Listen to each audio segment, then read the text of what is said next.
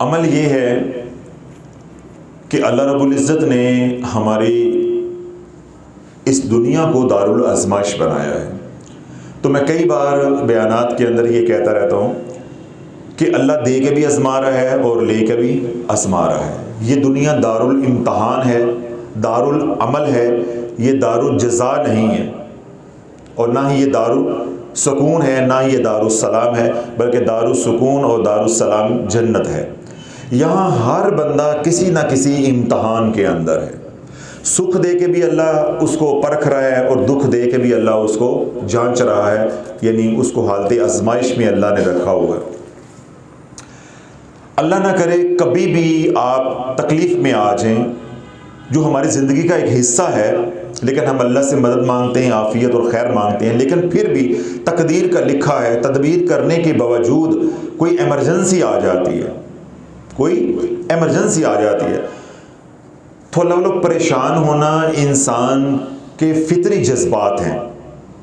यानी इंसान की फितरत के अंदर है कि कोई परेशानी आ जाए तो इंसान परेशान हो जाता है। लेकिन ईमान वालों का या अल्लाह वालों का, मोमिनीन का ये वतीरा नहीं है कि वो परेशानी को अपने अंदर आने दें, परेशानी बाहर रख दें। जब तक दुख और तकलीफ बाहर रहेगी उसके 100 हल हैं, उसके 100 हल हैं। जब वो दुख, वो तकलीफ, वो परेशानी अंदर चलेगी, वो क्या होगी, वो घुन लग जाएगा, वो गम आपको खा जाएगा। अब मैं उसको बात को समेट देता हूं, सादा तरीके से एक फिक्रे में समझा देता हूं। अगर गम बाहर होगा, सरवर साहब, अगर गम बाहर है तुम गम को खा जाओगे। अगर गम अंदर आ गया, गम तुझे खा जाएगा। अब कुलिया समझ आ गया। गम बाहर है, तकलीफें दुख बाहर हैं, परेशानियां बाहर हैं, तुम उनको खा जाओगे अल्लाह की तौफीक से। और अगर वो सब अंदर आ गए, वो तुम्हें खा जाएंगे। अब ये आपके ऊपर है कि अंदर नहीं आने देना। तो अंदर गम उस सूरत में नहीं आएगा जब तू अल्लाह के जिक्र में हर वक्त मशगूल होगा। जब अल्लाह के जिक्र में होगा, फिर क्या होगा, तेरे पर रब की रहमत होगी, कमली वाले की नजर होगी, फिर कभी भी गम अंदर नहीं आएगा। अगर तू कहे मैं अल्लाह के जिक्र में भी ना हूं और मैं हजरत साहब की इस बात पे पूरा उतरूं, तू क्या, तेरी 7 नस्लें भी नहीं उतर सकती, 7 नस्लें भी नहीं उतर सकती। अल्लज़ीना तत्माइन्नु कुलूबुहुम बिज़िक्रिल्लाह, अला बिज़िक्रिल्लाहि तत्माइन्नुल कुलूब। जो ईमान वाले हैं उनके कलूब को तमानियत मिलती है अल्लाह के जिक्र से। बेशक अल्लाह का जिक्र ही कुलूब के लिए बाइसे इत्मीनान है, यानी राहत मिलती है, खुशी मिलती है। तो अल्लाह ने इत्मीनान किस में रखा है, अपने जिक्र में। जब तू जिक्र करता रहेगा, तेरे दिल को इत्मीनान रहेगा। ये गम है बेटी का, बेटे का, कारोबार का, बीमारी का, जादू टूटने का, वगैरह वगैरह, ये बाहर रहेगा, अंदर अल्लाह अल्लाह अल्लाह अल्लाह होती रहेगी। तो इसको क्या रहेगा, इत्मीनान। तो फिर मैंने क्या कहा कि गम रहेंगे बाहर तो तू खा जाएगा। अगर अंदर अल्लाह का जिक्र नहीं होगा तो गम होंगे अंदर, ये तुझे खा जाएंगे। और आज गम हमें खाए जा रहे हैं, क्यों, अंदर अल्लाह नहीं है, अल्लाह का जिक्र नहीं है। तो दिल जब बेकरार होता है तो इंसान जिस्मानी तौर पे भी तबाह हो जाता है और रूहानी तौर पे भी बिल्कुल सिफर हो जाता है, तबाह हो बर्बाद हो जाता है। तो लोग कभी कोई गम आ जाए, परेशानी आ जाए, तकलीफ आ जाए, फौरन 7 बार दुआ पढ़ो, फकुल हस्बी अल्लाहु ला इलाहा इल्लहु अलैहि तवक्कलतु व हुवा रब्बुल अर्शिल अज़ीम। ऐसा मुजर्रब अमल बता रहा हूं जिसका निशाना खता हो ही नहीं सकता। ऐसा कमाल का अमल है, क्योंकि ये कमली चैनल का है, इसलिए ये कमाल का अमल भी बहुत ज्यादा माशाल्लाह। कोई इमरजेंसी आ जाए, क्या करना है, 7 बार फौरन, वजू है नहीं है, रोड के ऊपर है, अल्लाह ना करे कोई हादसा हो जाता है, कोई परेशानी आ जाती है, कोई ऑपरेशन थिएटर में है, कोई थाने कचहरी में है, कोई लड़ाई झगड़ा हो जाता है, कहीं पे भी है, किसी तरह की कोई परेशानी आ जाती है, दिन में रात में, फौरन पढ़े फकुल हस्बी अल्लाहु ला इलाहा इल्लहु अलैहि तवक्कलतु व हुवा रब्बुल अर्शिल अज़ीम।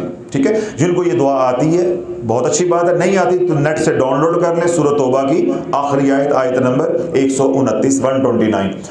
फ़कुल हस्बी अल्लाहु ला इलाहा इल्ला हु अलैहि तवक्कलतु व हुवा रब्बुल अर्शिल अज़ीम। 7 बार ये दुआ पढ़ के उसके बाद आप दुरूद इब्राहिम पढ़ना शुरू कर दें खुला। अगर तस्बीह है, काउंटर अपने पास है तो गिन के पढ़ें।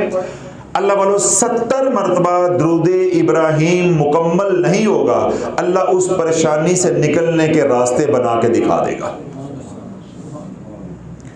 70 मरतबा अभी दुरूद इब्राहिम मुकम्मल नहीं होगा, अल्लाह उस परेशानी से निकालने के रास्ते बना के दिखा देगा।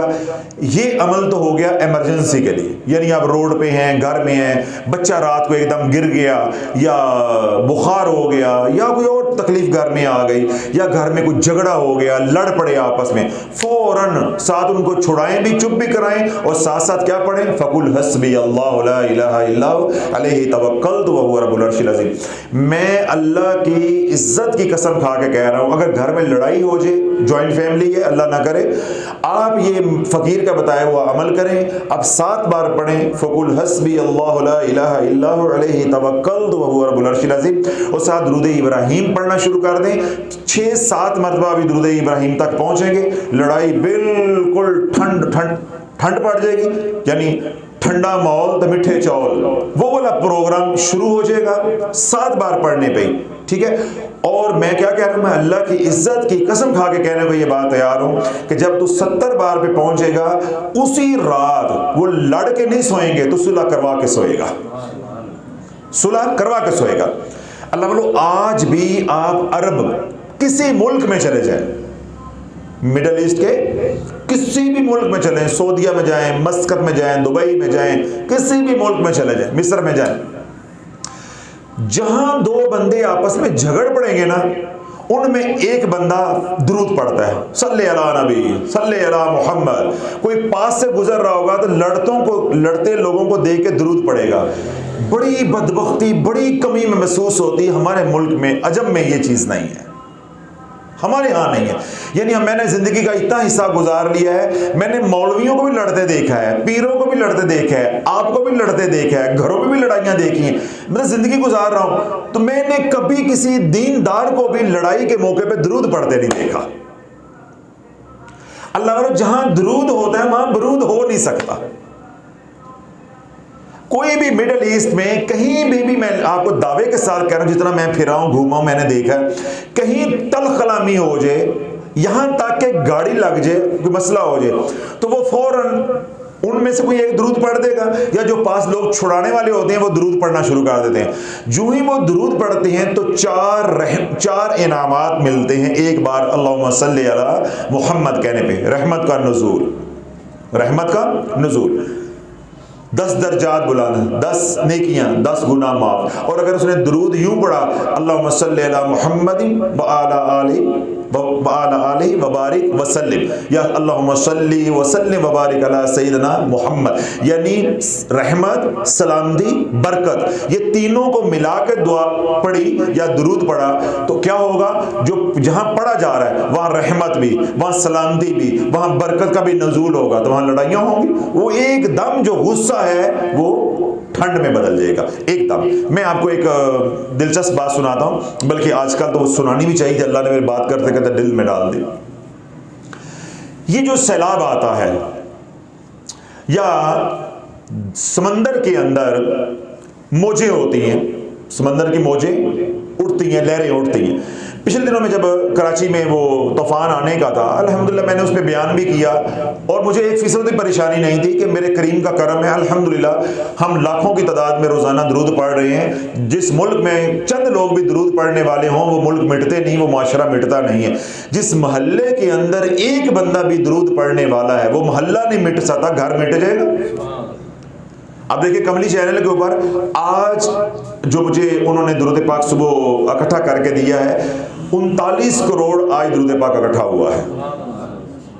तो जिस मुल्क में अल्हम्दुलिल्लाह 39 करोड़ दुरूद पाक एक दिन में इकट्ठा किया जा रहा है, इसका मतलब हुजूर के गुलाम जिंदा हैं। और दुनिया भर से, यूरोप से, अमेरिका से, इंडिया से, पाकिस्तान से हमारे जो चैनल्स हैं या मुझे जो ज़्यादा लोग सुनते हैं वो तकरीबन 36% लोग हिंदुस्तान में सुनते हैं। तो बहुत से लोग हिंदुस्तानी मुसलमानों ने अल्हम्दुलिल्लाह इस कार्य खैर के काम में, यानी इज्तिमाई जो 1 खरब दुरूद पाक पढ़ा जा रहा है उसमें वो मेंबर बने हैं, उन्होंने अपना नाम और तदाल लिखवाई है। लेकिन एक बात मैं, अमल मेरा वो रुक गया है, अब मुझे गुस्सा थोड़ा सा आ गया है। वैसे वो बात बनी ना, लाहौर लाहौर है, खुदा की कसम ये बात सही है। ये नहीं कि मैं लाहौर से हूँ, ये बात नहीं है। अब तो खैर मैं लाहौर का रहा भी नहीं हूँ, अब मुझे इतने साल हो गए छोड़े हुए भी। बात ये सही है, लाहौर वाले नंबर ले गए, हर दूसरा कमेंट लाहौर, हर दूसरा कमेंट लाहौर, हर दूसरी खातून लाहौर। मैं देख के हैरान, और मुझे खुशी भी हुई कि लाहौरिये नंबर ले गए। यानी अब जो हमारा पुल बना है, ये इज्तिमाई दुरूद पाक का अमल है, उसमें सबसे ज़्यादा लाहौरिये हैं, सबसे ज़्यादा, यानी 70% लाहौरिये हैं और 30% बकिया पूरी दुनिया पाकिस्तान है। लाहौरिये इतना नंबर ले गए, समझ आ गई। तो जहाँ दुरूद पढ़ा जा रहा हो तो वहाँ तबाही नहीं आती, अल्लाह आसानियाँ फरमाता है। तो मैं बात ये कह रहा था कि ये जो समंदर के अंदर मौजें उठती हैं, लहरें उठती हैं, ये तजल्लिये ज़ाती के मतहत होती हैं। जो अल्लाह रब्बुल इज़्ज़त की जो तजल्लियात हैं, जो तजल्लिये जलाली है, उसके क्या होती हैं, मतहत होती हैं, यानी ज़ेरे असर होती हैं। जितना अल्लाह का जलाल उतर रहा होगा उतने तूफान ज़्यादा आएंगे, उतनी तबाहियाँ ज़्यादा होंगी और उतनी मौजें और लहरें ज़्यादा उठेंगी। मैंने उस वक्त भी लोगों को कहा, आप लोगों को भी कहा, फिर मैंने ख़ास तौर पे दुरूद तुंजिन्ना के ऊपर बयान भी किया। मेरे मिलने वाले हैं एक, मैं उनका नाम नहीं लेना चाहता क्योंकि ये बयान सोशल मीडिया पे जाना होता है तो मुनासिब नहीं लगता। जब हमारे इधर मुल्तान में, यानी हमारे मुज़ाफ़ात में 2008 में सैलाब आया, तो उस वक़्त ये चनाब का जो पुल है ये बंद, ये तोड़ने का फ़ैसला हो चुका था। यानी मुल्तान को बचाने के लिए ये तोड़ना है, और वो जो बरूद है वो लगा दिया गया था। यानी जो कमिश्नर है उसने इजाज़त दे दी थी, इंतज़ामिया पूरी अलर्ट थी, और ये वक्त था कि रात 12 से 2 के दरमियान में जब रेला गुजरेगा तो अगर कोई ऐसी सूरत हाल हुई तो बंद तोड़ दिया जाएगा। बल्कि अंदरून शहर ये वो सब लोगों को ऐलान भी हो गया था, अपनी दुकानें जो है वो खाली कर लें, अगर कोई ऐसी सूरत हाल हो गई तो मोहलत नहीं मिली। यानी इतना ज़्यादा ख़तरा था। वो जो मेरे अजीज़ हैं, मिलने वाले अकीदतमंद हैं, वो कहते हैं कि मैं खुद गया चनाब के पुल पे जहां तक जा सकते थे, तो जो पानी है वो चनाब के पुल को यूं छू के गुजर रहा था, बल्कि बाज़ दफ़ा जब रेला आता था तो उसके ऊपर से गुजरता था। यानी पूरा दरिया भरा हुआ था, पुल की निचली सतह को टच कर रहा था। जब पीछे से बहाव बढ़ता था, ये लहर बढ़ती थी, तो वो पुल के ऊपर से गुजरता था। तो कहते हैं कि जब मैंने ये सारा देखा तो मेरे पास कागज़ पेंसिल था, मैंने वॉलेट से निकाला तो मैंने लिखा अल्लाहुम्मा सल्ली अला मुहम्मद व अला आले मुहम्मद। तो मैंने चूम के नबी पे दुरूद पढ़ के पानी पे डाल दिया। वो मुझे कुरान की कसमें उठा के ये मुझे उन्होंने बताया कि हज़रत साहब जब मैंने डाला है, मैं डाल के पानी के ऊपर ऐसे फेंक दिया, अब वो तो बह के आगे चला गया ना कागज़। कहते मैं पुल पे खड़ा रहा, 15 मिनट में दुरूद पढ़ता रहा, और जब मैं वहां से हटा जो पानी पुल के ऊपर से गुजर रहा था अब वो पुल के नीचे से गुजर रहा है 15 मिनट के बाद। तो अल्लाह पाक ने उस आफत से मुल्तान को बचा लिया। अब आपका दिल मुतमइन हो गया। तो अल्लाह वालों, ये जो मौजें हैं ये किसके ज़ेरे असर होती हैं? लहरें तजल्लिये जलाली के।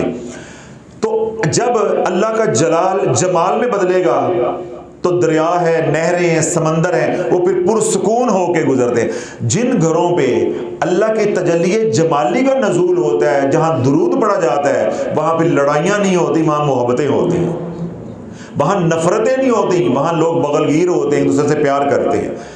तो कभी घर में लड़ाई हो जाए, मसला बन जाए, कोई तकलीफ आ जाए, कोई परेशानी आ जाए, तो क्या करेंगे?